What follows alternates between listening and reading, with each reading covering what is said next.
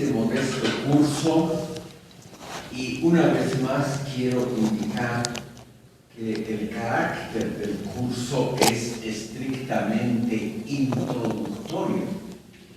Es decir, el curso quiere brindar a ustedes una impresión general de lo que ha sido el desarrollo de la filosofía durante el siglo XX, cómo ha sido preparado este desarrollo por pensadores del siglo XIX. Y en esta y en la próxima sesión vamos a ver también cómo el siglo XX prepara los derroteros de la filosofía en el siglo XXI. Hoy día, estimado público, vamos a ver otras corrientes. Hemos tratado la filosofía de la Escuela de Frankfurt en las últimas sesiones. Hoy vamos a ver sobre todo a una pensadora, Hannah Arendt. En la pizarra están los datos vitales, que me parece como una especie de introducción interesante a la filosofía que se ha hecho en las últimas décadas del siglo XX y comienzos del XXI.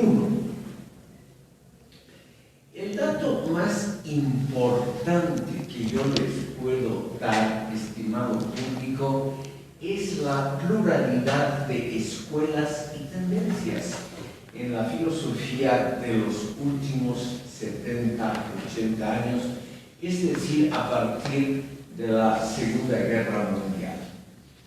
Ya no existe como antes una sola tendencia dominante en el pensamiento filosófico, o ya no existe un tema avasallante como ha sido, por ejemplo, el caso del pensamiento teológico en la Edad Media, sino que ahora, en el siglo XX y ahora en el XXI, nos encontramos con una diversidad muy grande de tendencias filosóficas que no pueden ser de ninguna manera subsumidas bajo un solo denominativo.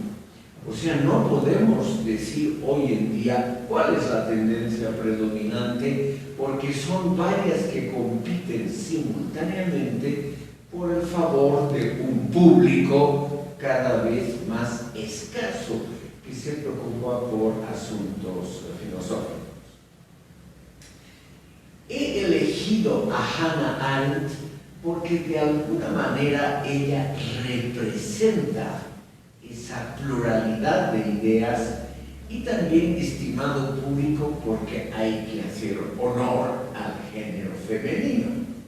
Durante siglos, mejor dicho, milenios, la filosofía ha estado de alguna manera monopolizada por varones, y es bueno que le dediquemos un espacio de tiempo a una pensadora realmente importante, cuya obra, sobre todo ahora en el siglo XXI, está siendo cada vez más utilizada para seguir pensando. Hannah Arendt vivió entre 1906 y 1975. Permítanme ustedes unos datos biográficos que siempre pueden ilustrar algo la carrera y el pensamiento de una persona. Ella venía de la burguesía judía, o sea, siendo alemana y habiendo nacido en Hannover, ella pertenecía a la burguesía judía muy bien situada de la ciudad de Königsberg, en la capital de la provincia de Prusia Oriental, donde había nacido y vivido Immanuel Kant. Ahora, en la época de Hannah Arendt, o sea, en el siglo XX, la figura de Kant en la ciudad de Königsberg era un recuerdo lejano.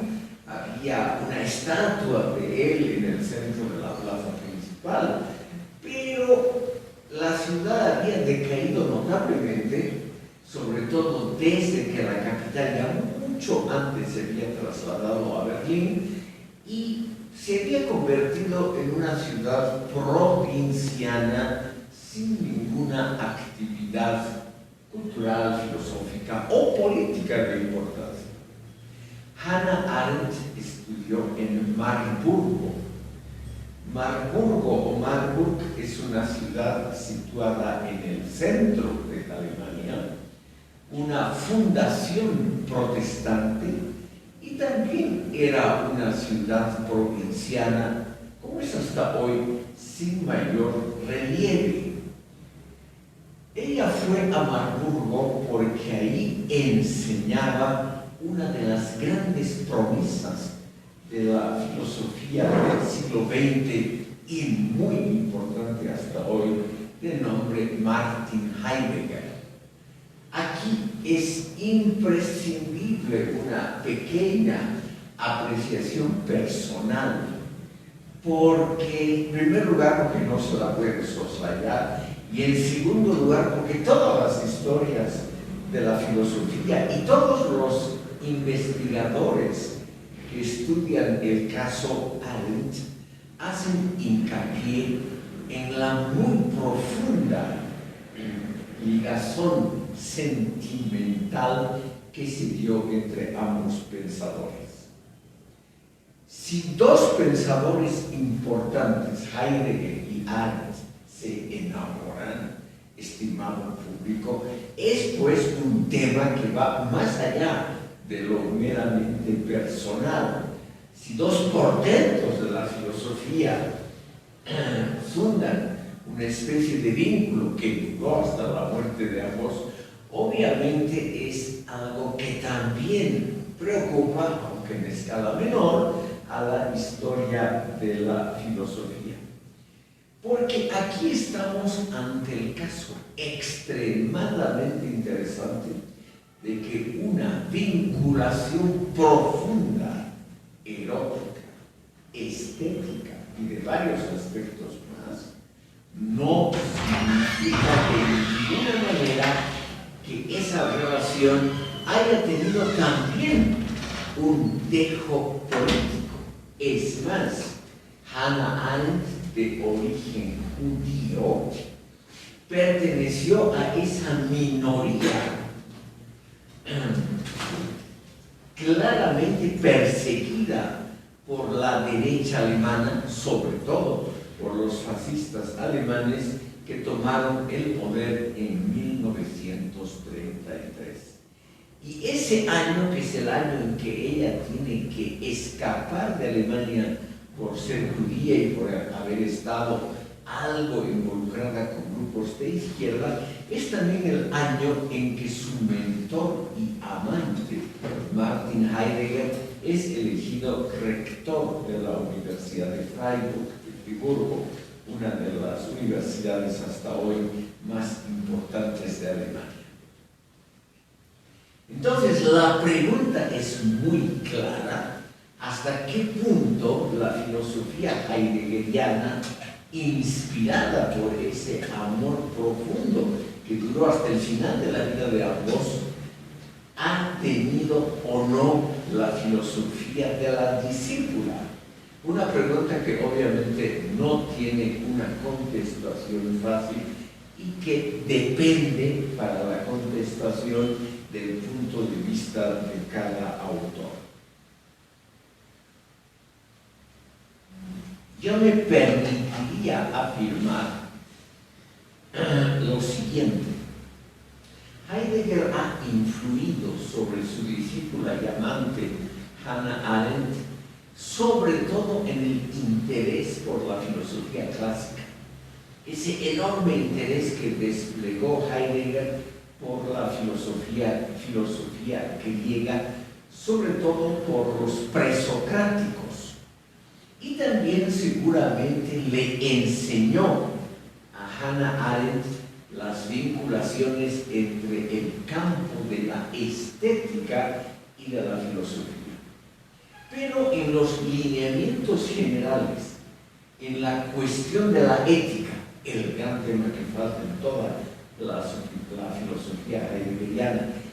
sobre todo en el campo de las opciones políticas, está claro que Hannah Arendt siguió un curso propio, es decir, un curso que no fue influido por su amante y mentor. Estimado público, simplemente como anécdota, entre paréntesis, quiero comentarles lo siguiente. Entre tanto, se han publicado las cartas que ambos se han dirigido durante décadas.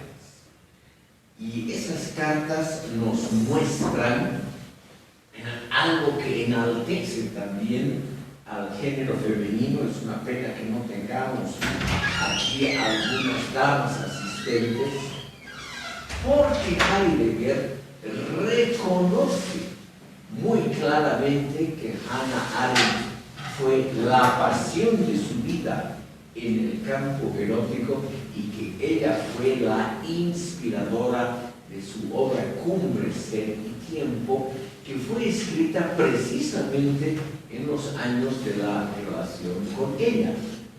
Las cartas nos muestran cómo Heidegger, al escribir esta obra,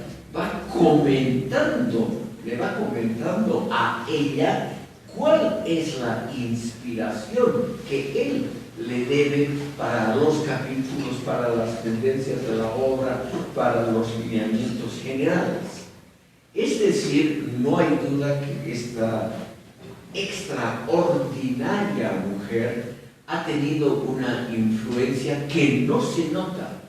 No hay ninguna cita de Hannah Arendt en ninguna de las obras de Heidegger. Él jamás ha mencionado, ni oralmente ni en conferencias, ha mencionado jamás la obra de su pupila y amante, pero no hay duda que en las cartas privadas, que son de una gran pasión, Heidegger reconoce la enorme deuda que tiene con esta dama.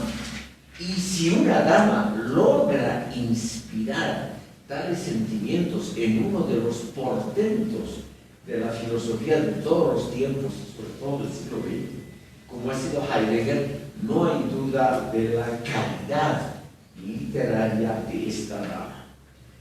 Estamos entonces, estimado público, ante una situación altamente compleja.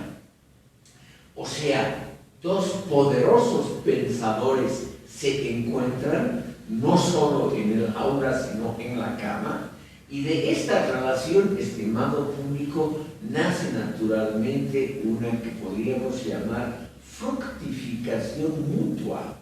Heidegger escribe su obra Cumbre, y ella, que era una chica de 18 años, cuando conoció a Heidegger, ella también recibe influencias notables para el resto de su vida.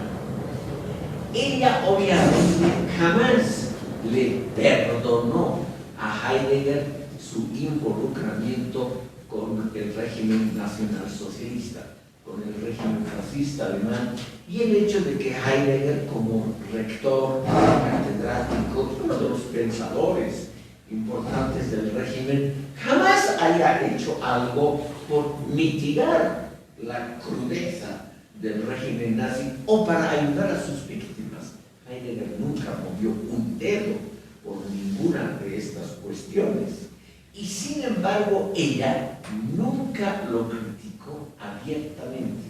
Hay muchas críticas de ella en las cartas que han sido publicadas posteriormente de carácter privado. Pero en toda la obra de ella no hay ninguna crítica a su mentor y amante, lo cual también nos muestra, estimado público, lo complejo que son, o lo complejísimo que son las relaciones humanas. Existe solo un artículo de ella, extraordinariamente interesante y bellamente escrito, cuando ambos ya son muy mayores, cuando Heidegger cumple 80 años, ella es invitada a dar la conferencia magistral en un acto académico donde se celebran esos 80 años. Y el artículo aparece después. Y por ello, estimado público, quiero leerles unas líneas de ese homenaje que ella realiza a los 80 años de Heidegger. Ella dice: el pensamiento de Heidegger es un pensamiento apasionado, cito textualmente, que no conoce y no debe conocer límites, reservas o consideraciones de ningún tipo, pues se asemeja, está textualmente así, estimado público, a una tempestad con rasgos tiránicos, que sería la misma que sopla hoy desde la obra del divino Platón. Y esta tormenta, continúa Arendt, deja a su paso algo perfecto y acabado, que como todo lo perfecto, dice Arendt, regresa a lo muy antiguo, a lo arcaico. Entonces Heidegger sería el filósofo para ella que ha dado, que mejor dicho, ha devuelto a la filosofía un nuevo significado. Heidegger sería aquel que se ha atrevido a revelar y explicar la profundidad misteriosa y secreta de la filosofía. Sigo citando textualmente de ese texto.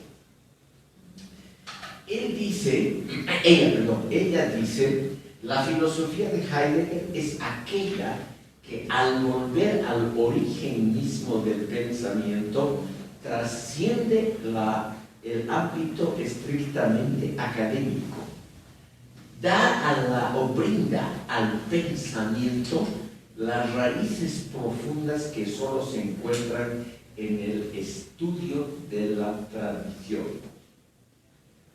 El pensamiento, cito textualmente, ha vuelto a vivir.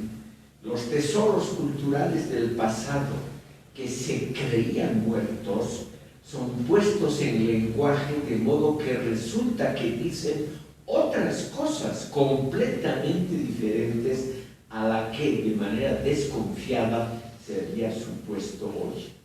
Hay un maestro. Quizá el pensamiento se pueda aprender. Hay pues, estoy citando textualmente, hay pues, dice ella, un rey oculto en el reino del pensamiento. Y ese rey oculto solo puede ser Martin Heidegger. Como ven ustedes, estimado público, muchísimos años después del enamoramiento, que duró relativamente poco, entre ambos, ella conservó una profunda admiración por su amante y mentor, pero al mismo tiempo, estimado público, estas palabras de ella son engañosas. Toda la filosofía de ella es totalmente diferente a la heideggeriana. Es decir, es muy difícil buscar puntos en común aparte de la admiración de ambos por la filosofía griega y por el ámbito de la estética.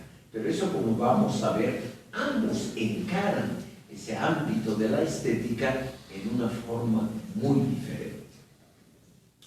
Lo que yo quiero mostrarles, estimado público, es simplemente un tema actual. Es la ambivalencia de los seres humanos, el carácter ambiguo de nuestro pensamiento. Podemos nosotros admirar a alguien, podemos sentirnos profundamente atraídos por una persona, pero al mismo tiempo podemos disentir de ella en los planos, por ejemplo, como lo hizo Hannah Arendt, en los planos de la ética y de la política. Podemos al mismo tiempo separarnos de esa persona que admiramos. Lo que yo quiero mostrarles con este ejemplo, estimado público, es algo que puede interesar a ustedes pese a que nos separan 80 años de estos acontecimientos que tienen lugar en 1924. Hannah Arendt, a los 18 años, es seducida, obviamente, él es el primer amante que ella tuvo. Claro, sí, es una experiencia más o menos traumática, ¿no es cierto? Pero al mismo tiempo, ella se separa, o mejor dicho, ella presenta resistencia ante esa filosofía avasalladora de su amante y mentor.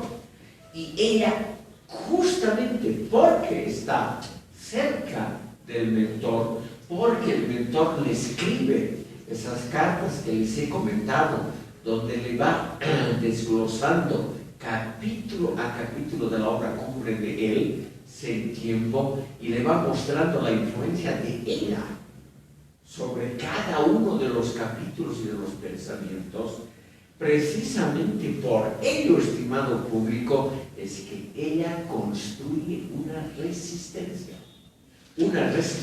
además extraordinariamente poderosa contra la filosofía del maestro. En comparación con Heidegger, se puede ver también en el estilo. Hannah Arendt representa un tipo muy diferente de intelectual.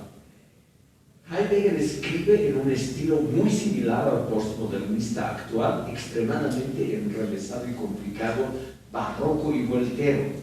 En cambio, el estilo de Hannah Arendt es claro, luminoso, de frases cortas, cita exhaustivamente a sus fuentes, no oculta, como lo hace Heidegger, cuáles son los pensadores y los libros que la han inspirado, y sobre todo se dedica a dos campos que Heidegger filosóficamente, no personalmente, que Heidegger filosóficamente deja completamente de lado, que son los campos de la ética y de la política.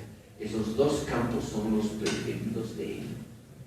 Cuando a ella en el futuro le preguntan cómo se autodefine, ella, estimado público, siempre dijo que era una teórica de la política.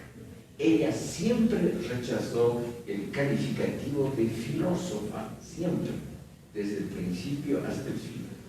Y ella se ha dedicado casi exclusivamente a aclararnos esos campos donde la ética y la política juegan a veces un rol trágico, como ha sido en el caso del totalitarismo del siglo XX. Entonces, estimado público, vamos a ver de la obra de ella, sobre todo dos libros, que son los libros fundamentales.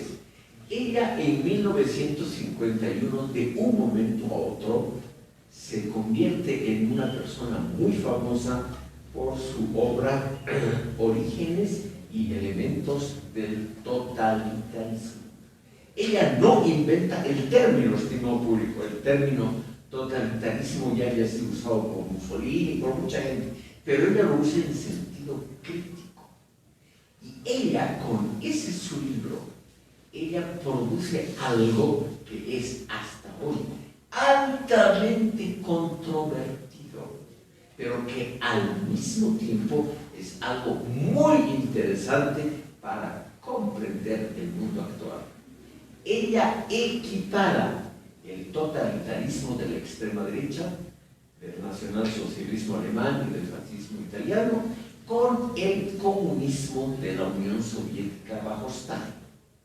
O sea, para ella, estimado público, el totalitarismo de la extrema izquierda y de la extrema derecha, ambos tienen rasgos comunes que permiten explicar ambos fenómenos como si fuesen uno mismo, lo cual es naturalmente totalmente opuesto, por ejemplo, a la tradición marxista. Porque para la tradición marxista, el nacionalsocialismo alemán, el régimen hitleriano, era obviamente lo más alejado de los ideales de la emancipación humana, de la igualdad social, de la emancipación del proletariado, etc. Era lo más difícil de imaginarse que pudiera tener alguna semejanza con el régimen nazi, con el régimen de Stalin. No es una idea completamente nueva, es decir, ha habido varios precursores que no alcanzaron la fama de ella, pero ella muestra, estimado público, que hay una raíz filosófica en la comunidad de lo que podríamos llamar las formas de aparición y de vida de ambos regímenes. O sea, tanto la extrema derecha como la extrema izquierda, según Hannah Arendt, tienen elementos comunes que se derivan de una raíz filosófica. Y esa raíz filosófica es el hecho de que el ser humano se siente solo, desarraigado, alienado, se siente justamente completamente aislado de sus congéneres en el mundo moderno, sobre todo en la etapa donde la industrialización y la urbanización alcanzan niveles elevados. O sea, la soledad existencial del ser humano. Probablemente esa idea está tomada de su mentor Heidegger.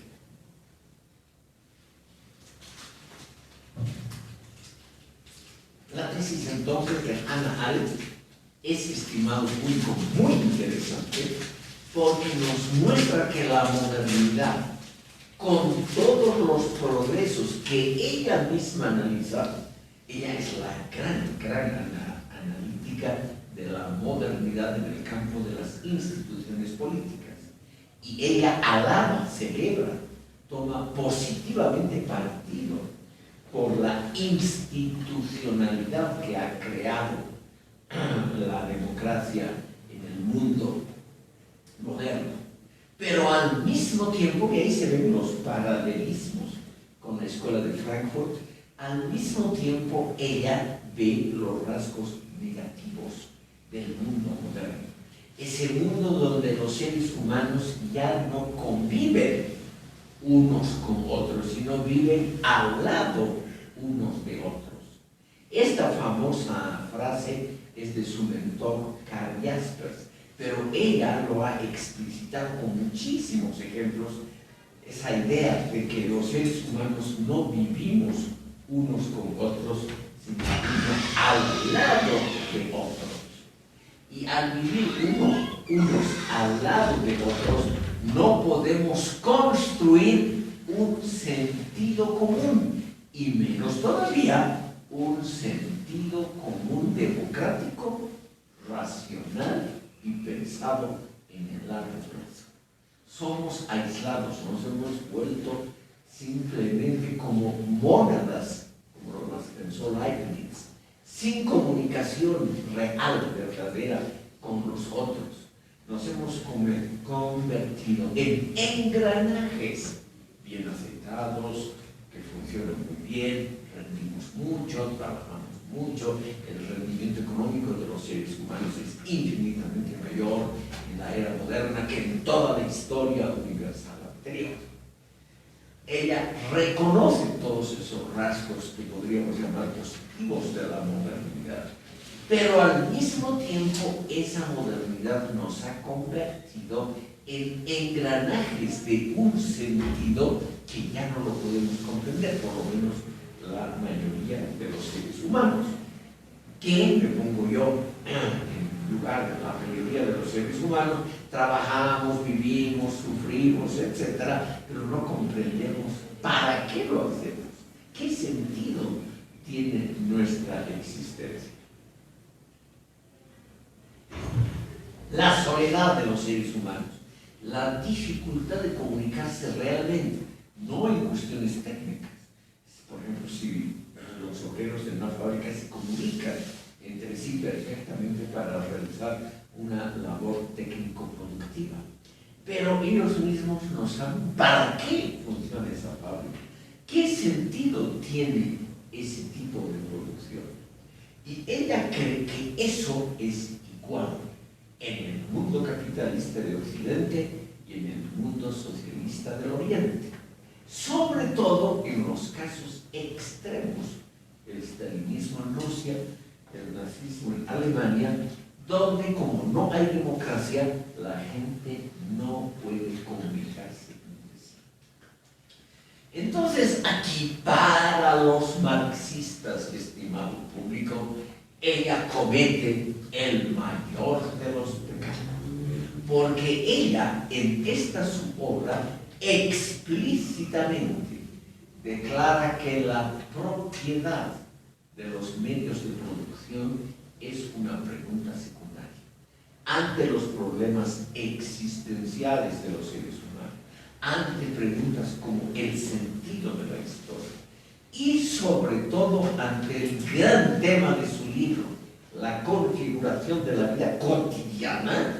Ella dice que esas diferencias que pueden existir en el papel, en un caso propiedad privada de los medios de producción y en otra propiedad estatal de los medios de producción, que esa típica y central pregunta del marxismo y de los partidos comunistas, que esa pregunta es superflua. Como es una persona que estudia miles de casos y situaciones concretas, eso es lo que hace, yo creo, la grandeza de esta obra. Estamos hablando de elementos de orígenes y elementos del totalitarismo. Ella muestra, estimado público, que para un trabajador en un campo de concentración en la Alemania nazi o en un campo de concentración en la Rusia soviética en el norte de Siberia, le es absolutamente indiferente quién es el propietario de los medios de producción, porque el trabajador en ambos casos lo que trata es de sobrevivir en una atmósfera extremadamente dura, donde la vida misma cada día puede terminarse en un campo de concentración, sin leyes, sin derechos humanos, etcétera, etcétera. Y por lo tanto, a ese tipo, a esa pobre persona en un campo de concentración, le es obviamente indiferente si el Estado, en representación del pueblo, es el propietario de los medios de producción, o si los propietarios son los señores Krupp, von Bohlen, Bosch, Siemens, Thyssen, como es el caso en la Alemania nazi. Entonces, el gran criterio de ella es el criterio que, según Hannah Arendt, se olvidan generalmente los filósofos, sobre todo los que se dedican a la historia y a la política: la dimensión de la vida cotidiana. O sea, esa vida del ciudadano normal y corriente, que lo único que tiene que hacer es trabajar y trabajar y trabajar. A ese pobre hombre normal y corriente de la calle, a ese soldado en las trincheras, en ambos regímenes, o en los campos de concentración, o lo que se quiera, a ese pobre ciudadano normal no le interesa la pregunta sobre la propiedad de los medios de producción. Ese es el núcleo del libro. Y por lo tanto, estimado público, es un libro que siempre fue atacado completamente por los marxistas de todo tipo y de toda línea, porque ignora deliberadamente esa pregunta que para los marxistas es esencial: ¿quién domina los medios de producción? Y al mismo tiempo fue criticada por la derecha, porque ella cree que la modernidad en general es algo muy superior a todo régimen anterior, pero al mismo tiempo es un régimen donde los seres humanos nos hemos convertido en engranajes bien aceitados de una maquinaria cuyo sentido ya no podemos comprender. Entonces, estimado público, ella cree que alguna forma de totalitarismo en un medio donde la técnica es predominante puede ser el destino de toda la humanidad. O sea, ella tiene una visión pesimista del mundo. El mundo moderno, ese mundo democrático, ese mundo pluralista, tiene también sus lados estrictamente negativos. Y yo creo que el gran mérito de ella es habernos dejado una especie de visión global que abarca todo el mundo, tanto el comunismo como el capitalismo, abarca la totalidad de los regímenes, la obra apareció en 1951, o sea, es una obra realmente que trata de dar una respuesta global a la situación del mundo.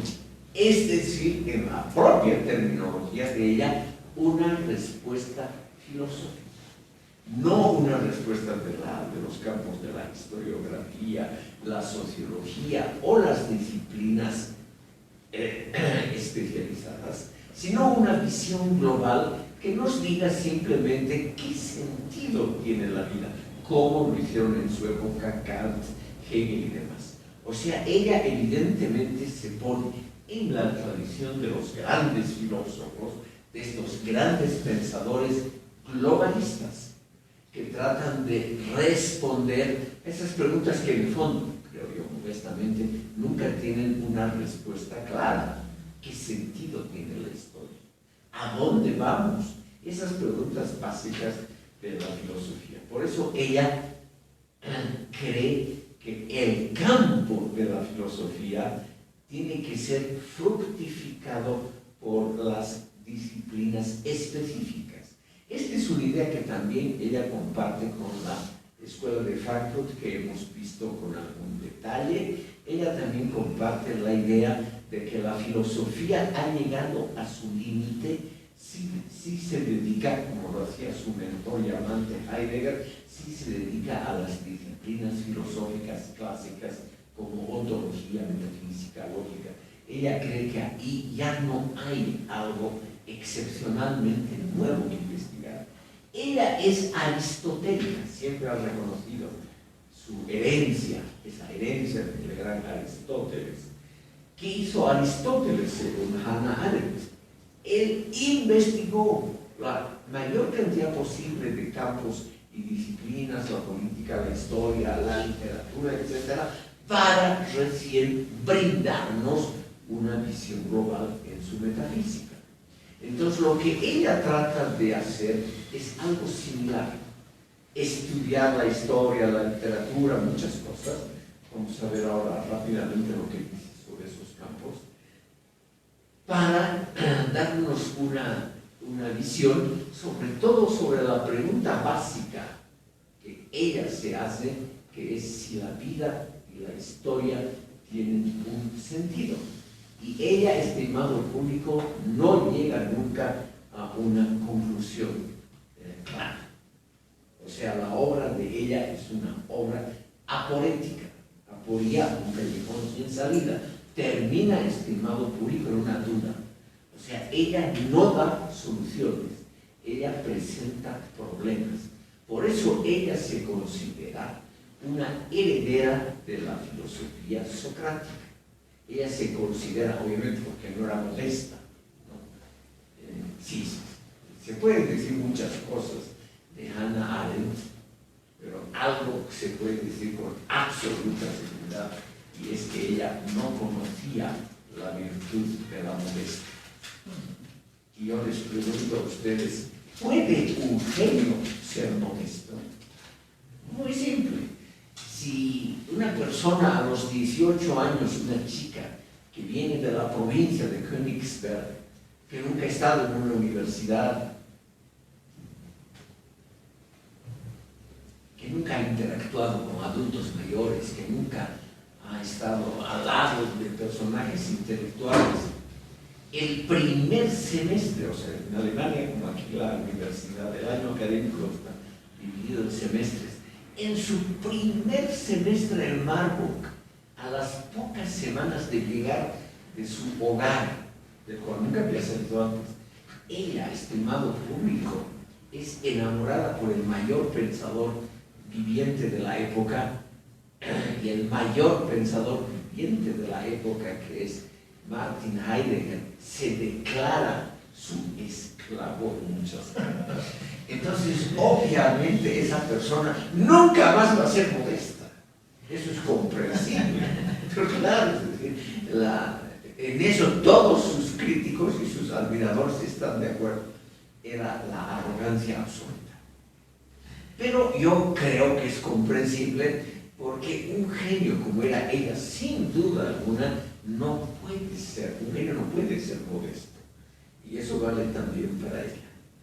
Entonces, estimado público, ella había publicado pequeñas cosas sin mucha importancia, por ejemplo, la vida de una gran pensadora judía, es el primer libro que ella publica, o también su tesis doctoral, que es el concepto de amor en San Agustín, cosas que no llamaron la atención del mundo académico. Pero en 1951, ya había pasado los 40 años, ella publica Elementos y orígenes del totalitarismo. Y ella se vuelve, en el modesto campo académico, se vuelve mundialmente famosa con esta obra. Todo esto hace, obviamente, estimado público, que ella se convierta además en un campo dominado por los varones, como era antes la filosofía. Ella es pues la estrella. Ella se convierte, además como tiene una extraordinaria facilidad de palabra, ella se convierte en una estrella, por ejemplo, de foros, congresos, tiene una gran capacidad para la televisión, para entrevistas, etc. Se convierte en una figura mediática de extraordinaria importancia, muy diferente a su mentor Heidegger, que por ejemplo solo dio en toda su vida una entrevista que se publicó póstumamente, que nunca apareció en televisión, nunca tuvo esa exposición pública como Hannah Arendt. Y hay que reconocer, yo he escuchado 2 conferencias de ella en la Universidad Libre de Berlín. Ella era una oradora excepcionalmente brillante. O sea, sabía hablar muy bien, sabía improvisar muy bien y sabía sobre todo responder preguntas de una manera muy cabal y hacía sentir bien al pobre tipo que preguntaba. O sea, no lo obnubilaba que preguntaba, sino que lo hacía sentir muy bien, sin decir, oh, qué importante su pregunta. No. Simplemente desarrollaba primero la tesis del que preguntaba. Y le preguntaba al tipo, he desarrollado bien su tesis, he comprendido su tesis, y entonces venía la respuesta. Y eso lo hacía ella en pocos minutos y con un gran talento pedagógico. Entonces, claro, ella fue la estrella. Y eso, estimado público, es algo que molestó a su mentor. Su mentor y amante Heidegger nunca leyó una línea de él. Nunca. Sí. ¿Perdón? Sí, será que nunca leyó. Bueno, esos son los testimonios que hay, ¿no? Él jamás mencionó en público a ella, jamás salieron juntos, jamás se mostraron en público, jamás asistieron a un acto, porque él nunca renunció a su esposa. Su esposa, ella sí era una convencida nacionalsocialista, la esposa, era quien lo empujó seguramente al nacionalsocialismo. La esposa era una persona de mucho carácter, no escribió una línea, pero una persona de mucho carácter que probablemente lo empujó a Heidegger a la extrema derecha y a una actividad política. Heidegger tuvo en el fondo mucha suerte con con esposa y amante, porque la esposa no era la madre del hijo mayor de Heidegger. Entonces, ella se sentía de alguna manera en esa época. No es como ahora que ya no hay, ¿no es cierto? Yo me imagino que ya no hay la más remota idea de lo que es culpabilidad, responsabilidad, eso nadie tiene. Y tampoco las mujeres, yo creo que ya no saben qué es eso, culpabilidad. En un ambiente feminista hablar de culpabilidad solo lo matan.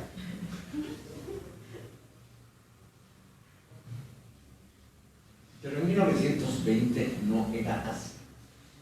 La esposa lo había engañado a Heidegger con el mejor amigo de él, con el dentista amigo de la casa. Y con él había procreado al hijo mayor, y eso sabía Heidegger.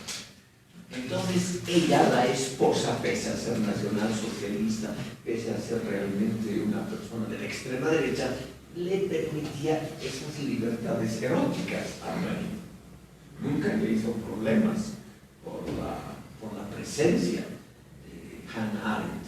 Además, él por escrito reconoció que Hannah Arendt fue la gran pasión de su vida.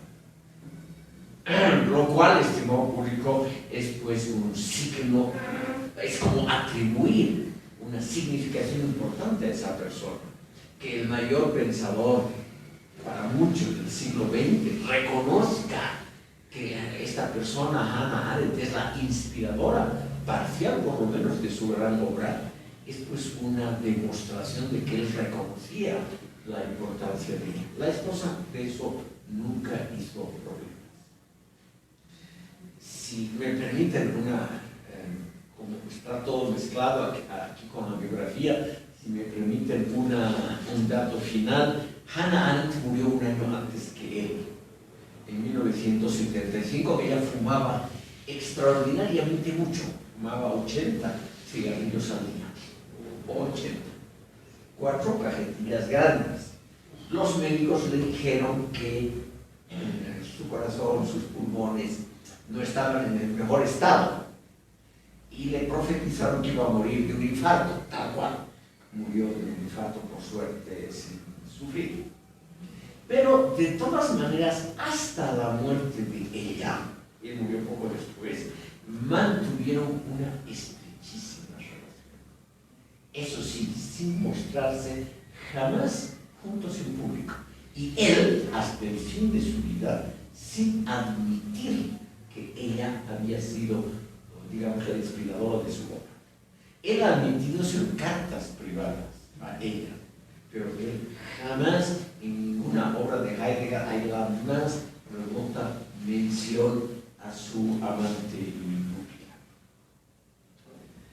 En 1962-63, estimado público, ella publica otra obra que ha tenido una gran importancia en la filosofía política, que es Eichmann en Jerusalén, sobre la banalidad del mal. Permítanme unas palabras por esta obra. El tipo se llamaba, no tiene nada más remota importancia para la filosofía, pero por las dudas, como está inmortalizado en el título de esta obra, permítanme solamente una mención. Este señor, que ya lo hemos tratado en una sesión anterior, como les he contado, era un especialista técnico. Era un policía muy hábil, sobre todo en la cuestión del tráfico. Entonces, durante el régimen nacional socialista, alguien se dio cuenta de las habilidades técnicas y de la actuación, digamos, siempre muy obediente de este tipo. Y eso es lo que busca un gobernante, ¿no es cierto, queridos alumnos? Tener un subordinado que sea sumiso y técnicamente inteligente. Eso es lo ideal. O sea, un tipo que sabe hacer su trabajo en el campo técnico brillante, pero que políticamente es completamente sumiso. Eso es lo ideal para cualquier gobernante. Entonces, este Eichmann, a poco tiempo, fue encargado de una misión. Como la misión le llegó por conducto regular, el propio Eichmann ha contado en el juicio que transcribe Hannah Arendt, él recibió por conducto regular, de forma absolutamente legal, un encargo que además estaba santificado, legitimado por una decisión del Parlamento, del Reichstag, que era la eliminación de los judíos. Entonces él, como era un funcionario que no pensaba políticamente, la política es la especialidad de los otros. Entonces él obedeció al pie de la letra lo que le dijeron. Le dijeron simplemente: tenemos aquí a 6 millones de tipos que hay que liquidarlos de la manera más barata y rápida posible. Entonces él pensó cómo hacerlo, lo hizo de forma muy brillante. Entonces, ¿qué es Eichmann en Jerusalén? Este libro de Hannah Arendt. Ella describe el juicio de Eichmann en Jerusalén en 1961-62. Ella fue reportera de un gran periódico norteamericano. Y ella al mismo tiempo, y eso es la calidad filosófica del libro, ella realiza una serie de especulaciones filosóficas por qué el destino del siglo XX está en manos de mediocres políticos que técnicamente son inaptos.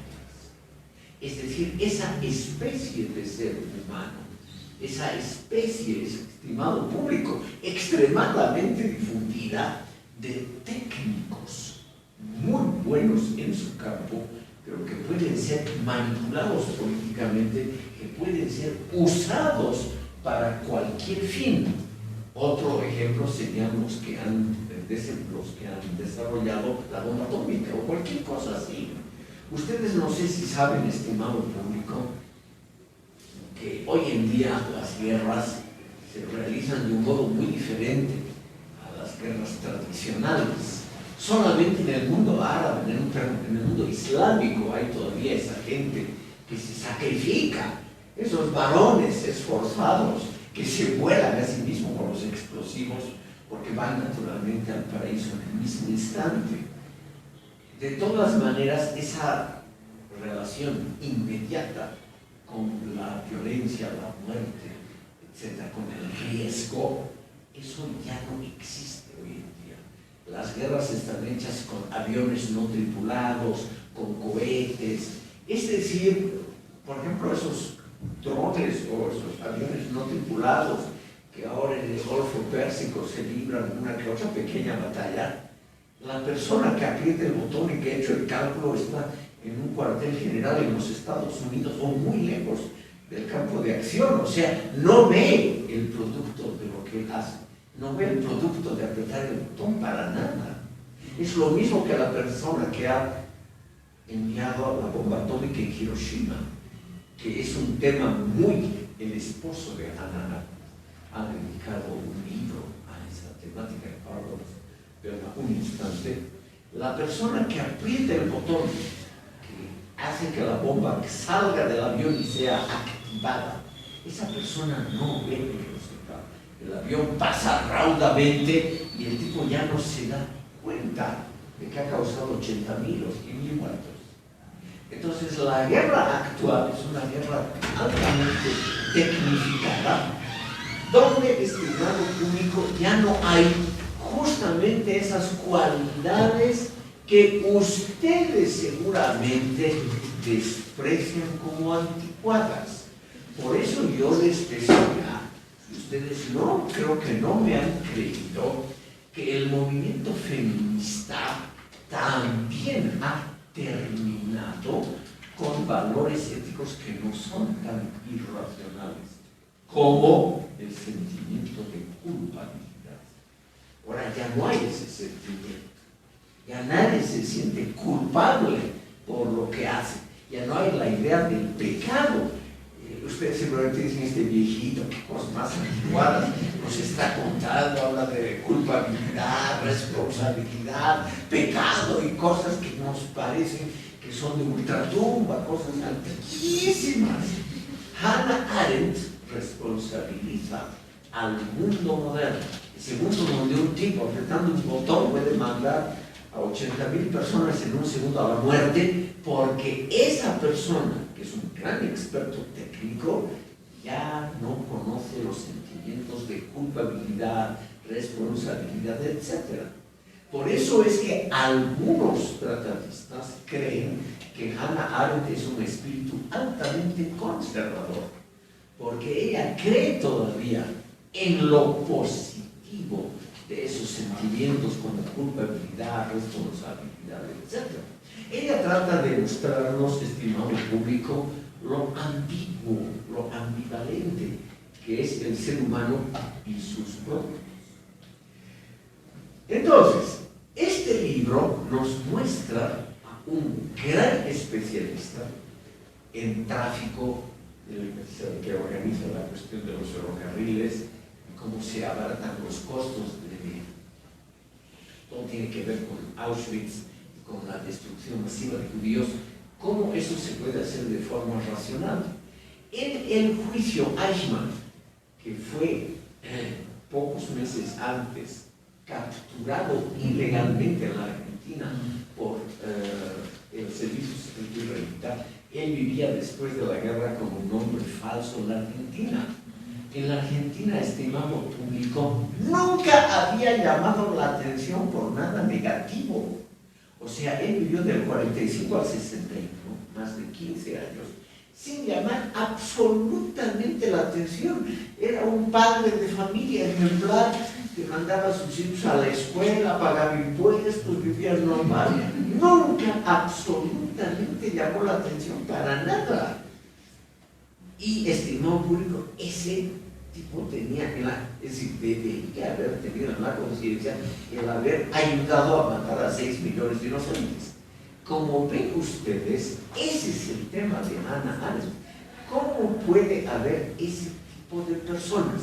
Ese tipo de personas que tienen habilidades técnicas y que creen que la decisión de cómo se emplea algo es una decisión de especialistas, de los políticos, y más si tienen naturalmente una legitimidad popular.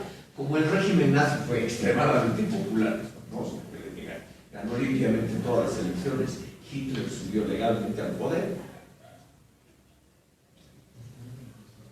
Entonces, para personas como Eichmann, no había que dudar de la legitimidad del régimen, no había que dudar de la justicia de las decisiones de los políticos y del Parlamento.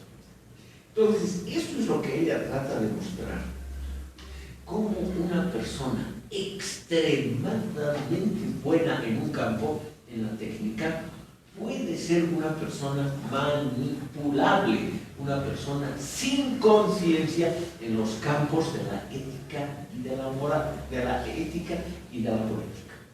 Ese es el gran tema de ella. Entonces, ¿qué es la banalidad del mal? El mal resulta, estimado público, trivial, sin importancia, porque estos especialistas lo pueden producir sin darse cuenta de lo que, de las maldades que ellos generan. O sea, la generación del mal no está más como antes en relación con algo que se podía por lo menos sentir físicamente. Cuando nosotros los varones en épocas muy pretentas combatíamos a alguien y había que matar, en una batalla se va a matar, no se va a caer al enemigo. Cuando nosotros matábamos a alguien en una batalla, había que matarlo con las manos. Era una cosa sacrificada. Uno sentía como el otro moría bajo nuestra espada o bajo nuestra lanza. O sea, uno estaba en estrecho contacto con la muerte y uno comprendía lo que era morir. Pero ahora, nos dice Hannah Arendt, si uno aprieta un botón y mata 80.000, ni se da cuenta de lo que produce. El mal, porque matar siempre es malo, el mal se vuelve banal o trivial. Ese es el trasfondo filosófico del libro.